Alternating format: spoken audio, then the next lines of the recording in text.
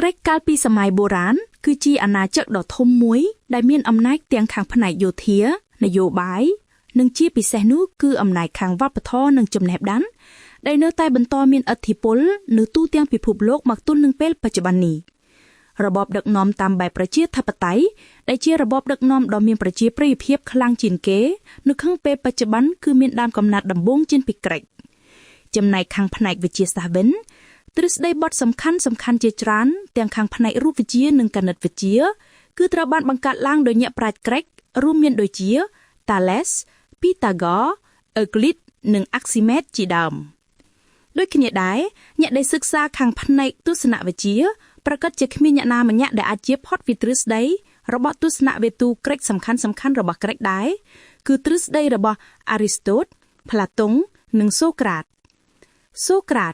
ឈ្មោះនេះនរណាក៏ធ្លាប់ឮដែរក៏ប៉ុន្តែប្រវត្តិនៃដំណើរជីវិតរបស់បុគ្គលដែលនៅពីក្រោយឈ្មោះនេះគឺតែងតែជាប្រធានបទដ៏ស្មុគស្មាញមួយសម្រាប់អ្នកប្រវត្តិសាស្ត្រ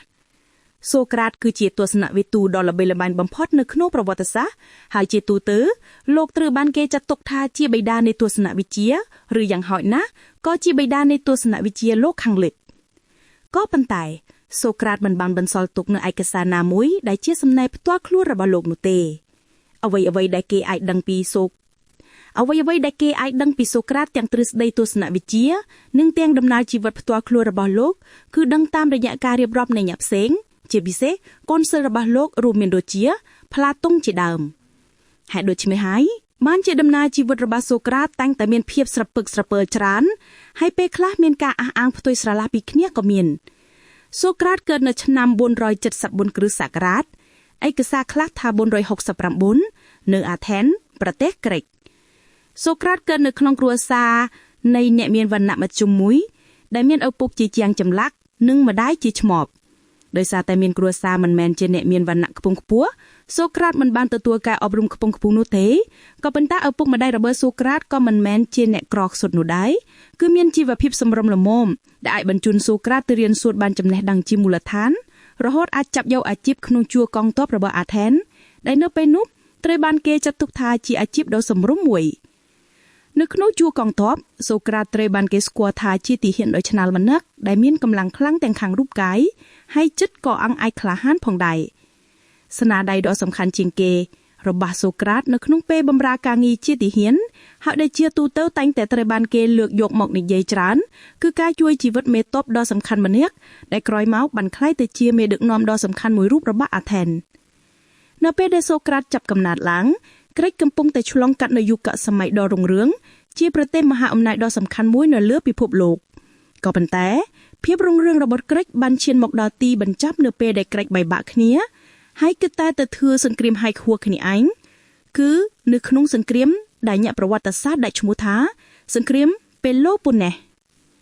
តាមពាក្យពិតក្រិកនៅក្នុងសម័យបុរាណគឺជាបណ្ដុំនៃបូរីតុយៗជាច្រើនដែលមានរចនាសម្ព័ន្ធដឹកនាំឯករាជ្យដាច់ជើងពីគ្នាប្រៀបបាននឹងកូនរដ្ឋដែលគេឲ្យឈ្មោះថាបូរីរដ្ឋសង្គ្រាមពេឡូប៉ូណេសដែលចាប់ផ្ទុះឡើងពីឆ្នាំ